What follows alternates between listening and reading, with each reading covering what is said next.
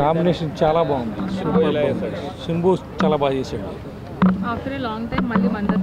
మణిరత్నం గారు మళ్ళీ పుడితే ఎలా చేస్తారో అప్పుడులో ఫస్ట్లో మనకి ఎలా చేశారో మధ్యలో బ్రేక్ ఇన్ వచ్చింది, కానీ ఇప్పుడు చాలా బాగా చేశారు. అసలు మన కొత్త డైరెక్టర్లతో పోటీ పడి చేసినట్టు చేశారు, చాలా బాగా చేశారు.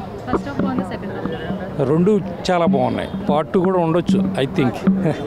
బాగుంది,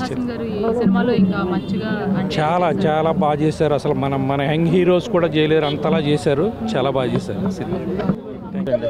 శంభు గురించి ఆయన ఎప్పుడు చేసేది శంభు ముత్తులో చూసా, ఆ తర్వాత మళ్ళీ ఇది చూసా. స్లో నెరేషన్, చాలా స్లో నెరేషన్, రెట్విన్ స్టోరీ, పెద్ద కొత్తగా ఏం లేదు. చాలా బాగుంది.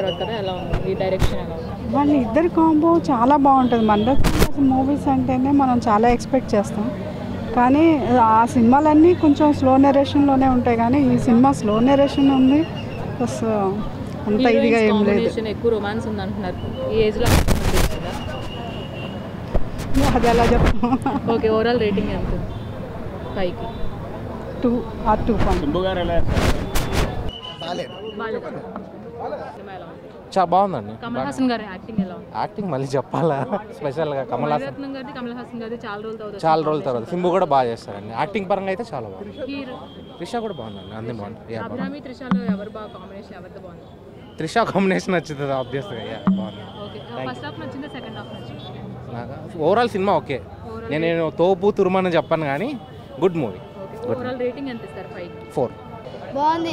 లోకనాయకుడు యాక్టింగ్ చాలా బాగుంది. ఎవరిది? లోకనాయకుడా? ఓకే. సింబు యాక్టింగ్ నచ్చిందా? నచ్చింది. ఇంకేం నచ్చింది సినిమాలో నీకు? ఫైటింగ్. ఓకే. సో నీకు ఫస్ట్ హాఫ్ నచ్చిందా, సెకండ్ హాఫ్ నచ్చిందా? Second half. త్రిష సాంగ్స్ కానీ ఇంకా ఫైట్స్ అవన్నీ నచ్చాయి నీకు? అన్నీ బాగున్నాయి. ఏం చెప్పాలి, తగ్ లైఫ్ సినిమా చూసినామండి మేము. కమల్ హాసన్ గారి సినిమా. అసలు సినిమా మేము ఒక రేంజ్కు, అంటే ఒక సినిమా ఒక డిఫరెంట్గా ఉంటుంది. ఒక మణిరత్నం గారు డైరెక్షన్లా, మళ్ళీ ఏఆర్ రెహమాన్ గారు మ్యూజిక్, కమల్ హాసన్ గారు, శంభు గారు, త్రిష గారు, ఇంతమంది యాక్టర్స్ ఉన్నప్పుడు సినిమా ఒక రేంజ్లో ఉంటుంది అనుకున్నాము.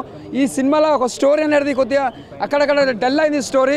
ఎందుకంటే చాలా రోజుల తర్వాత ఒక స్టోరీ అనేది ఒక డిఫరెంట్ క్యారెక్టర్ ఉండాలి. అది ఆ క్యారెక్టర్ తగ్గట్టు ఆ స్టోరీ కూడా అసలు చెప్పుకున్నట్టు లేదు. ఆ స్టోరీ కూడా అంత డిఫరెంట్గా ఉంది.